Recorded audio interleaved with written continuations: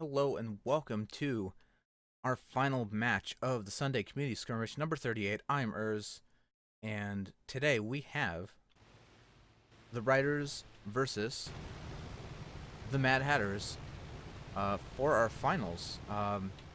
Going over ship loadouts on the red team, we have the Battering Ram piloted by Finks. It is a Hwacha fish with a left side light carronade, right side Gatling gun, and currently an AI. His ally, the Galleon, with the left side Gatling Hwacha heavy flak, right side Hwacha heavy carronade, and a rear harpoon for funsies. Their opposition, the Mad Hatters, on the blue side, we have the Thunderstruck, a Gap Mortar Pyramidian, right side Flamethrower Flare Gun, and their ally,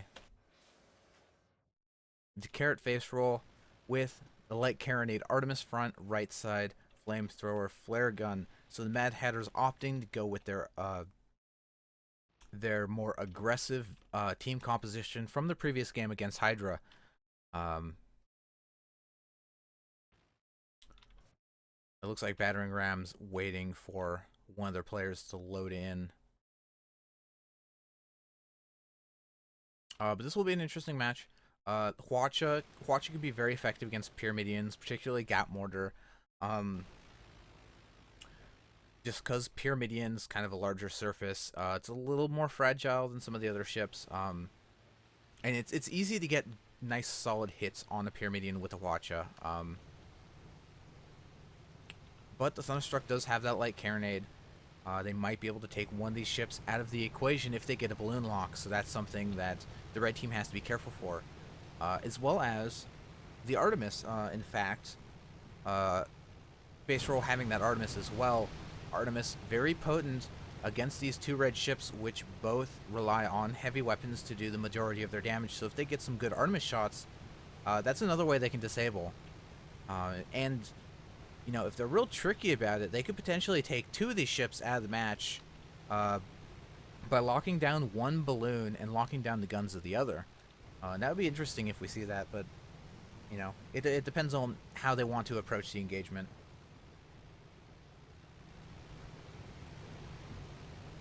Looks like red team kind of pensively pushing down the west passage of the canyons. The Mad Hatters know that. They see the Nakunda, and they are closing in. Artemis coming into effect. Carronade doing a little bit of...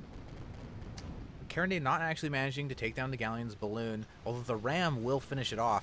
So Nakunda's going to be dropping into the abyss while Battering Ram comes in. Ooh, nice. Nice Hwacha barrage on the Thunderstruck, managing to take out all of their guns, although not the engines. But so the Carrot Face Roll actually has to leave the Galleon and focus on the Battering Ram to save his ally, which is a nice move by the Ryders. The Battering Ram's going to try to disengage, put a little bit of side flame coming from the Carrot Face Roll. Nakunda getting some good shots on the Thunderstruck. They got their balloon up long enough to rise back up. Thunderstruck's going to try to dodge. Thunderstruck is going to try to stay high, stay out of the heavy gun arcs. And also potentially try to ram the Galleon's balloon back out, or maybe just use Gap Mortar and try to finish them off. Battering Ram and Carrot Face Roll still kind of fighting it out. Looks like Carrot Face Roll currently has the edge on that situation, taking out the Goldfish's balloon. While Nakunda is about to get some nice Hwacha barrages on the Thunderstruck. Ooh. Was that heavy flak?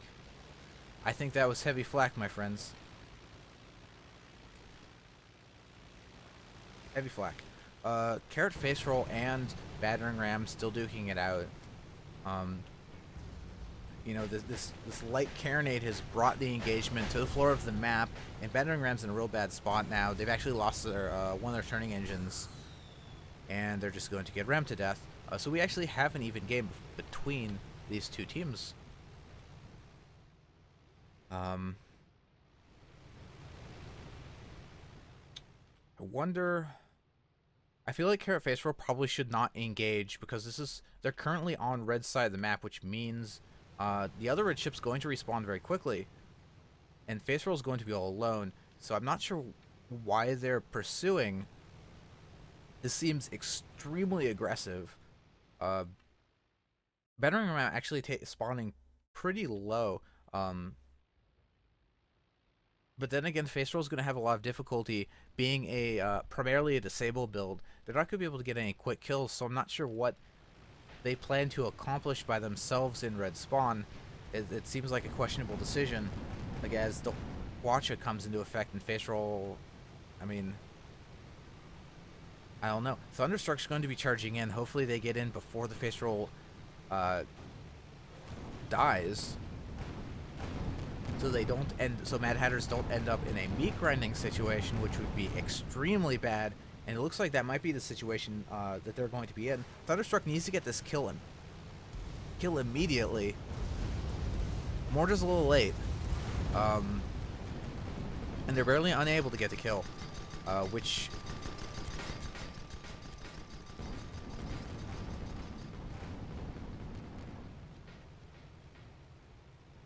I mean, Thunderstruck has managed to evade the Watches so far. Their guns are still up. They still have the possibility to kill the Battering Ram here.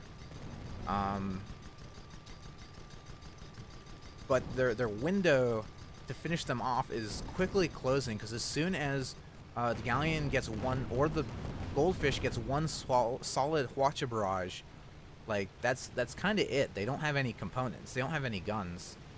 They're not going to be able to do anything about this. They might be able to stay alive if they can manage to keep their engines up, which they can't. And yeah, they do finally succumb to this just onslaught of explosive rockets. Face Roll wisely, staying behind, staying in blue spawn. They're going to wait. Despite their earlier aggression, they're going to stick back on this one.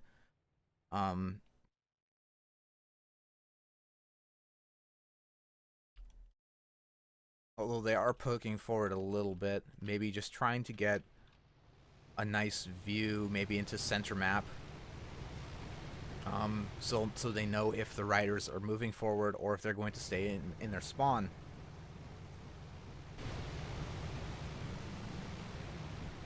And I would assume the Ryders are going to move into the canyons, and that's probably what the Mad Hatters think as well, because that is what they did at the beginning of the match. Albeit a different passageway. And the Ryders are moving directly into where the direction the Face Roll is looking, although there are clouds in the way, so they won't be able to spot anything. I wonder... This is one of those metagame things, not me metagame as in ship builds, but metagame as in teams who have played each other, teams who have played a very long time, how well they know each other's routes through the map, so they can, calculate the odds of, oh, they're probably, in this situation, they're very likely to take, say, center map and then take this passage, and we could probably cut them off here. I don't know if that's the case, if these teams have played each other enough times or watched the tournament footage to see, how they like to operate, but it looks like that is not the case, as they're going to just completely pass each other by. Nobody sees anybody, and they might end up in the opposite map sides, or the opposite spawn sides. Blue team is going to keep going. Red team's going to be a little more cautious. They're just kind of peeking into blue spawn. They don't see anyone. They're possibly, I imagine they're probably going to assume that they went back, that the Mad Hatters went back into the canyon, because they don't have a...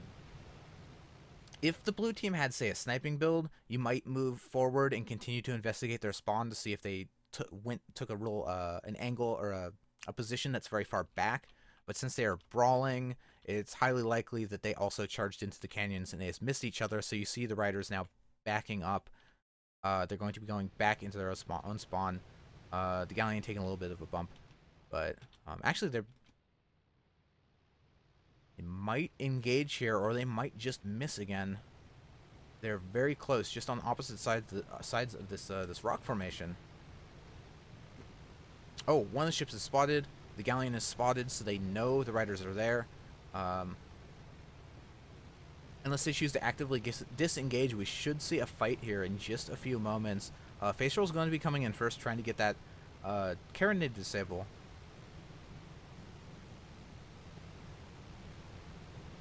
Interesting. Thunderstruck's actually poking through in between these two rocks. They don't know how the Riders have repositioned, and Thunderstruck has to be a little careful because the Galleon's coming up behind them. And we're going to have a little bit of a ring around the rosy. And this is potentially a very good angle for the Mad Hatters if they can get their guns firing very quickly. The Goldfish is not in this fight yet. He's facing the wrong way. Carrot Facer opting to go over. It looks like he either he wants to get behind the Galleon high in their blind spot, and also maybe put a little bit of fire on the Goldfish. As they can see, the Goldfish is heavily damaged. They might be an easy kill. Flamethrower coming out from the side of the face roll. And yeah, it looks like they are going to pick the weaker of the two targets, the battering ram, and rightly so. Now the Galleon's isolated. He's pretty far away from red spawn. So they should be able, unless with some extremely well-timed fire from the Galleon, perhaps if they get a Gatling into a heavy flak, they could take out one of these Pyramidians, but otherwise the Galleon is probably going down in the face of this 2v1. Careful's armor's down. No heavy flak yet. Looks like the guns on the Galleon are disabled. And yeah, this is about it for the Nakunda.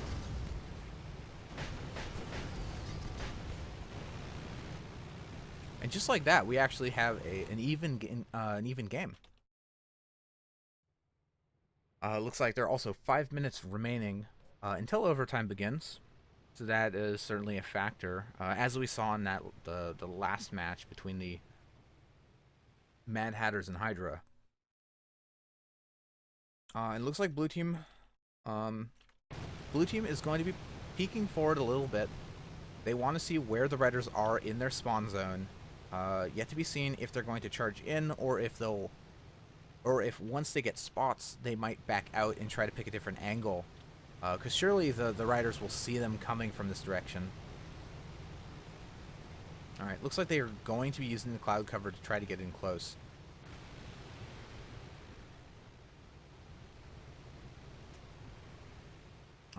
One of the battering ram is spotted. Artemis coming into play, targeting the Galleon. Gonna try to take down those heavy weapons, not actually managing to take any of them down. Watch a barrage. Not happening yet. Oh, targeting the Thunderstruck. They want to take out that mortar rather than the disabling face roll. And now we have both the Pyramidians facing the Goldfish. But the Galleon's going to have another Watcher Barrage in a second, which is going to significantly hinder the Thunderstruck's ability to really do anything with all their front guns going down. Carrot Face Roll, again, is going to try to take the Galleon out of this equation, using Light Carronade, taking out their balloon. Thunderstruck taking a lot of damage just from the Goldfish.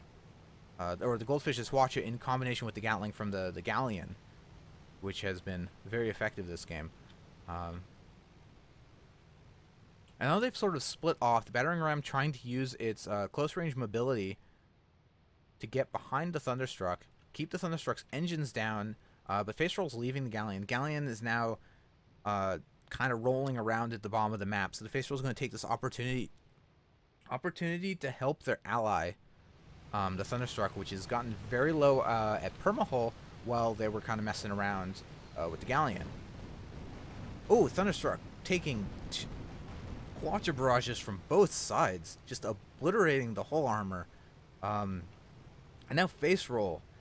Well, Face Roll's got to be careful. I mean, the Galleon's a little far back. There's a lot of cloud cover. Face Roll could potentially try to go for a quick kill on the Goldfish here, but it looks like they don't want to. They're going to play it safe, take it back into the canyon. This is a match point for the Ryders, so that's not surprising. They don't want to give up this first game. And actually, the Goldfish is following them in. So if the Face Roll can pull them into a position where the Galleon will take too much time to come in to assist, you know, that could be very good for the blue team, which seems to be what's happening. Thunderstruck's taking their time coming back in, moonshining a bit. Looks like the Galleon's going to try to cut off the face roll from behind. Although they are spotted.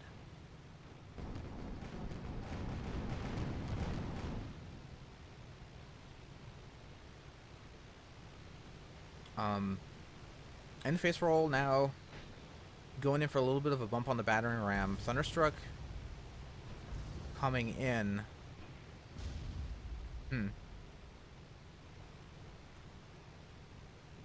Galleon has to be careful coming in through this gap. I wonder if the Mad Hatters know the Galleon is there. I mean, they certainly do now. But Thunderstruck's going to come in. They might be able to sandwich the Goldfish before the Galleon's able to do anything, because it turns so slowly. And they actually are. They're able to kill the Goldfish, and this is another even score, but not an even engagement, because the Galleon is by itself. So the question is, can the Galleon utilize its disabling Hwacha and Carronade? Can they utilize that to keep themselves alive, to try to knock out, disrupt the blue team enough to stay alive for the Goldfish to respawn and come back in? And Thunderstruck getting a nice armor break, but no mortars. Looks like the mortar is disabled on the Thunderstruck. Oh, wow. The amazing spawn from the battering ram just right here. They're going to be back in this fight very quickly. And it's important who they decide to focus, because a Thunderstruck... Well, I was going to say a Thunderstruck's giving the business to Nakunda, but actually takes a little bit of a bump and loses gun arc. So now the face roll, they're trading. The face roll's going for the Galleon. But with Thunderstruck dropping down, the battering ram has full range on the face roll, so the face roll has to turn and engage them instead. There's a lot of partner switching going on here now, with the Thunderstruck going after the Galleon again.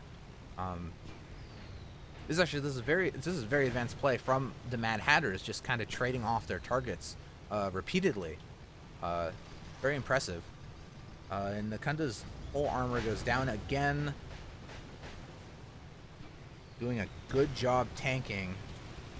Balloon is out. Actually gets an okay upward Hwacha barrage. And it looks like currently the tide is in favor of the Mad Hatters. Both the red ships in various states of disrepair. And they do manage to take this first game. 5-4. Very impressive play from the Mad Hatters. And I don't know... I'm not sure who the favorite is for this set if you ask someone in the community, but, my guess was probably the favorite would be the Ryders going in, just because they're so experienced, but the Mad Hatters proving they can put up more than a fight, and we will be going into Game 2 very shortly.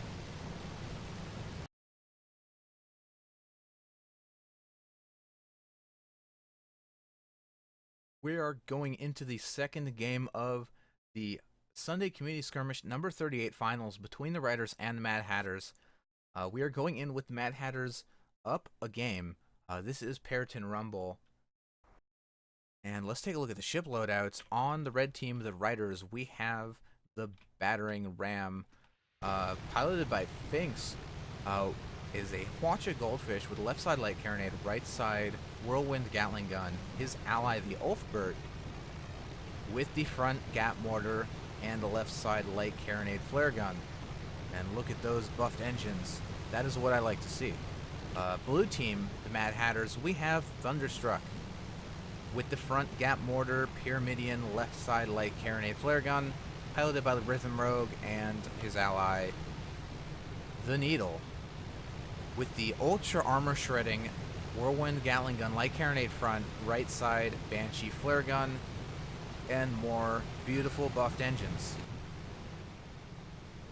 So it looks like we have both teams cycling around. They don't want to be where they started. They don't want the other team to know where they are. Which means red team jumping over to blue side of the map and vice versa. Looks like nobody's been spotted so far. Although, given blue team's absence, the Ryders might assume that is the direction they went. Or, oh, well, there the spots go. So in fact, they know the blue team has left. And we're just having a little bit of a chase.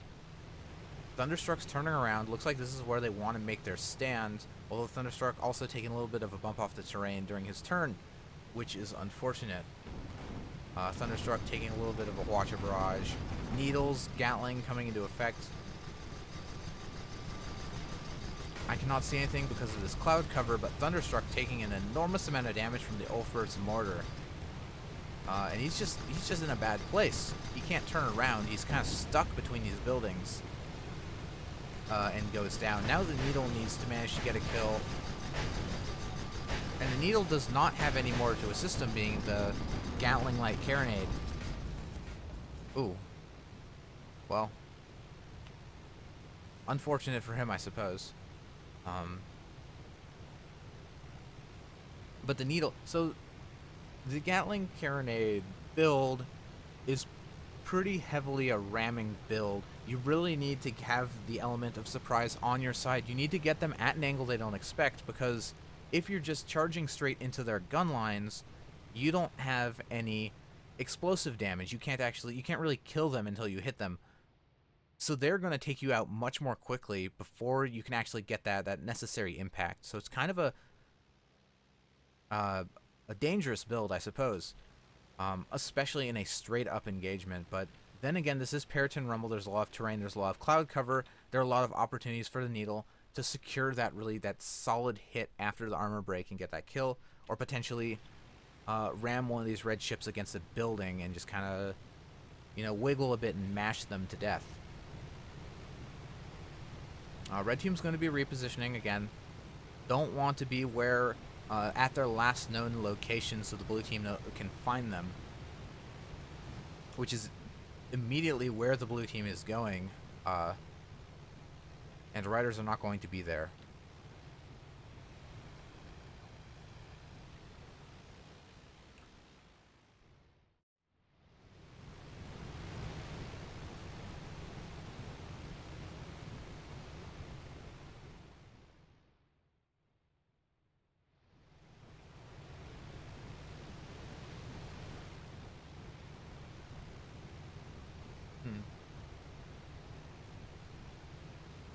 Now, it looks like Ryders will probably be looping around to the farthest north part of the map, with the Mad Hatters not far behind.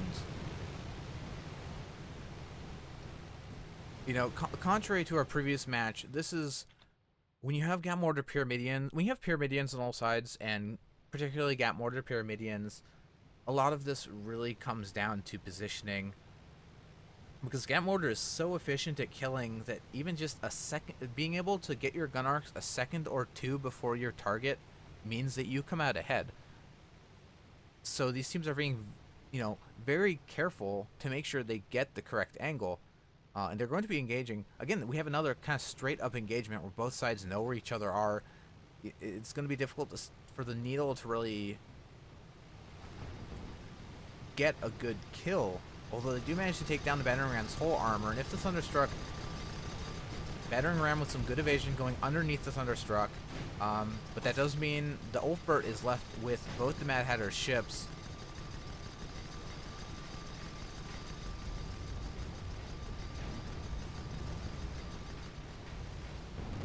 And the Ulfbert goes down. Nothing's really going to survive the onslaught of double Gatling plus mortar. That's a real tough equation to disprove. Battering Ram's going to take this opportunity to back up, try to get out. We'll have to see maybe some sneaky kind of positioning here. He's going to go behind this building. He wants to try to slip away so he can regroup with his ally. But these two Pyramidians are closing in.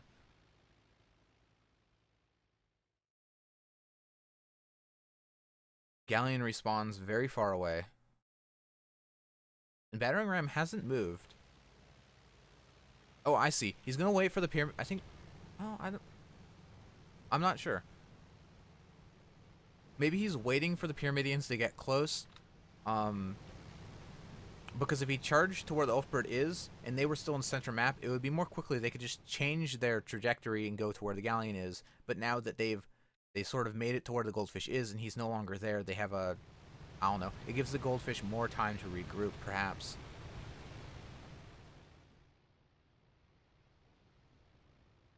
And interesting, again, the teams just kind of diverging to the same point. They seem to always kind of know where each other are, and we just have these like almost like they're just lining up to ram against each other. Which is exactly what happens to the battering ram, losing his whole armor immediately. Ulfbert with the nice ram on the needle, pointing them in the wrong direction, and now the Thunderstruck is left facing both these rider ships. Needle needs to get into gear very quickly. Try to take out one of these balloons. Thunderstruck's armor goes down, mortar comes into play, and the Ulfbert gunners do not miss that mortar.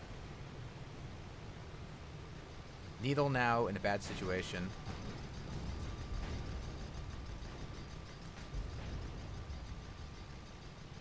I feel like it would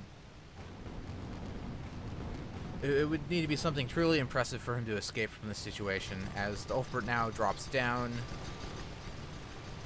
From downtown, we have the Shaquille O'Neal Dunkotron happening here. And boy, do you hate to see that happen.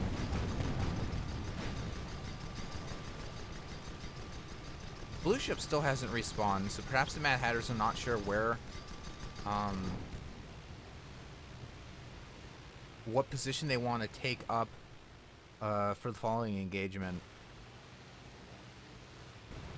But Ryders have a pretty decisive lead now, 4-1 in their favor. And, you know, Pyramidion v. Pyramidion, it can be tough to win from such a deficit.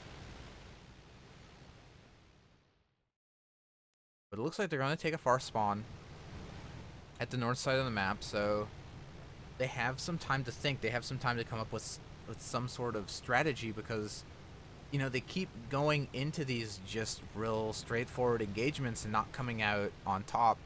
So, you know, maybe they want to be a little more stealthy. Maybe they want to try to catch, you know, it's difficult, but they want to try to catch the other team by surprise, because I feel like that's the only way they can swing the momentum in their favor, is to just kind of blow them out when they aren't expecting it.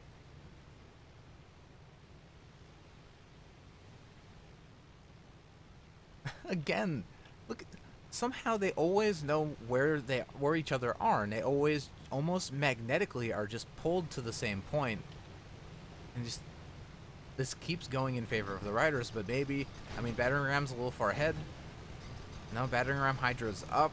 Nice dodge, a little bit of a ram on the underside as Ulfbert goes after the Thunderstruck. Now, here we have some good old-fashioned gap mortar nonsense happening over here. Although, you know, a little bit of a Hwacha crashing the party, and yeah. Looks like Game 2 going strongly in favor of the Ryders, which means we will be seeing a Game 3 in this set. Game 3 on Water Hazard.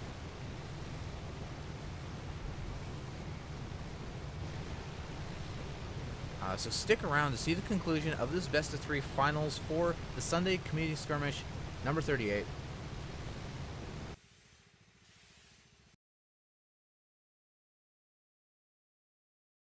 Alright, this is Game 3 of the Sunday Community Skirmish number 38. I am Urs. We are going into the last game of the last match for today between the Ryders and the Mad Hatters. Currently, we do have a tied series. We will be going into Water Hazard. Let's take a look at the ship builds.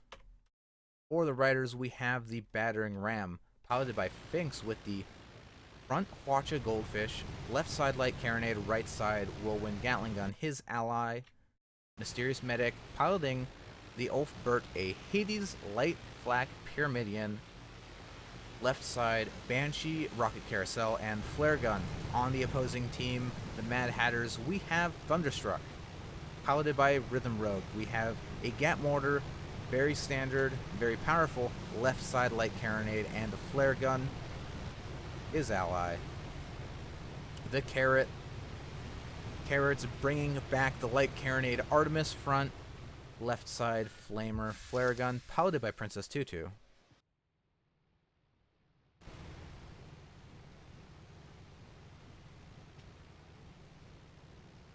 Ryders opting to charge into center map. The Mad Hatters taking a pass around. Each of these teams kind of has a direct kill ship. On the blue, we have the Gat Mortar, and on the red, we have the Hades Light Flak, and a disabling ship, which is the Watchafish versus the Light Carried Artemis. So target selection will be important here. Who wants to disable who?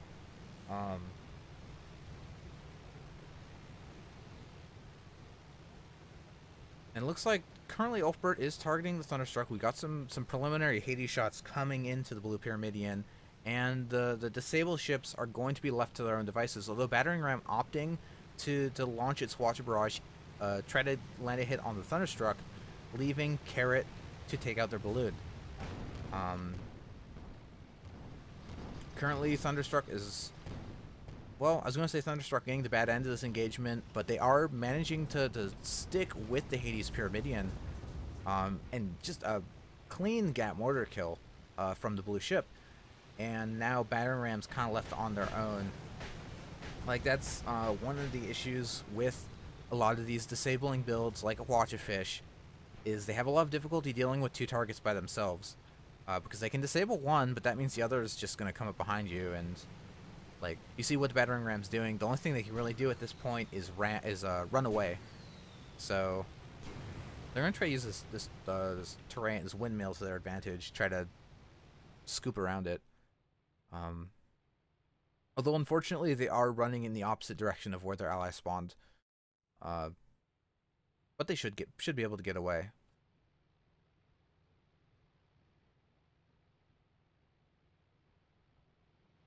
This is a little bit of a tricky move going around this at the map edge. Something the Pyramidians might have a little bit of difficulty with. The Goldfish is probably relatively safe in this position. And also, this you see here, one advantage of the Hades. Nice Watcher Barrage onto the Carrot. One of the advantages of the Hades versus a Gat Mortar Pyramidian is that even if you spawn far away, you can lend a little bit of support fire as you're charging in. And influence the fight a bit. Although these alright, nice, some of these Hades shots going a little wide, but, Thunderstruck's actually somehow been isolated from his ally. But Battering Ram does need to be careful because Carrot is coming in behind.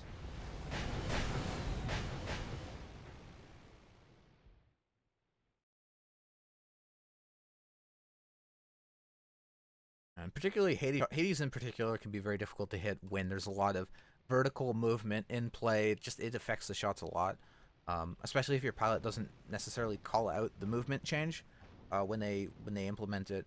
But now we have the two teams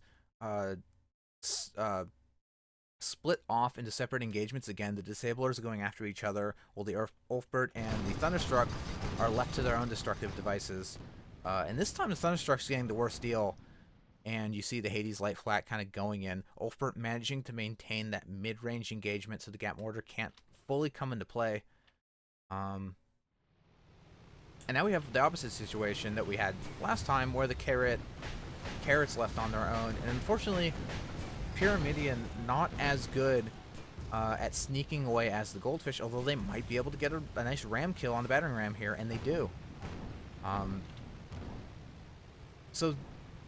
Despite their ally losing the Pyramidian engagement, they managed to win the engagement against the Goldfish, pulling their team ahead.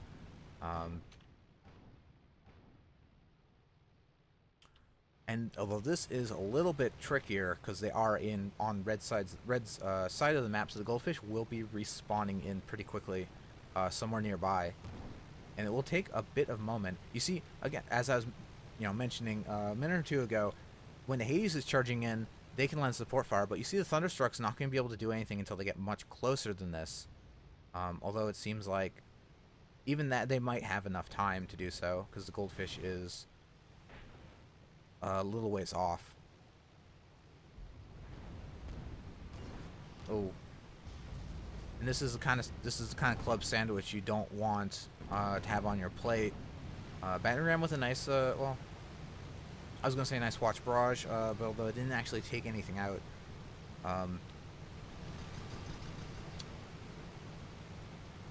Carrot actually reversing, trying to block the battering ram's retreat. Maybe a little bit of a ram, and they will end up behind them and have clear shots with the light carronade and the Artemis.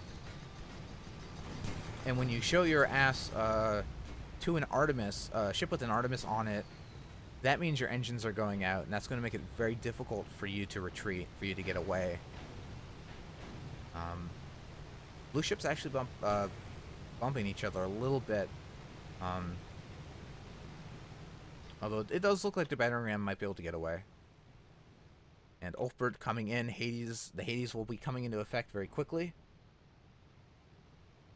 Going a little wide. Thunderstruck doing an okay job. You see him dropping down, trying to dodge it.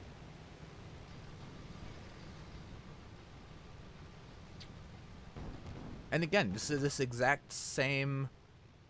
It's like history repeating itself. You see the ships split off in the same way, with the two disablers going low, the two kill ships going high, and Ulfbert currently getting the bad end of this.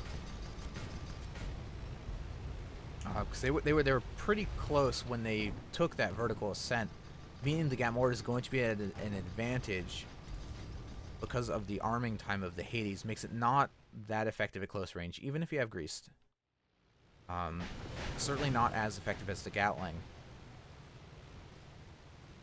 Battering ram is going to have to try to go away from the carrot. They have a little bit of time before the deck's stacked in their favor, because Thunderstruck's going to take a little bit to try to drop down. And nice watcher barrage on the carrot, disabling their guns.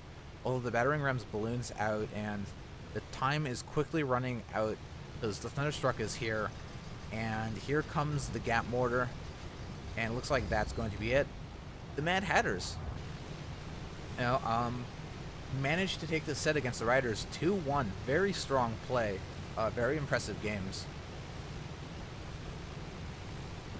and congratulations to the Ryders. This has been the Sunday Community Skirmish number 38. I've been Urs. Thank you for watching, and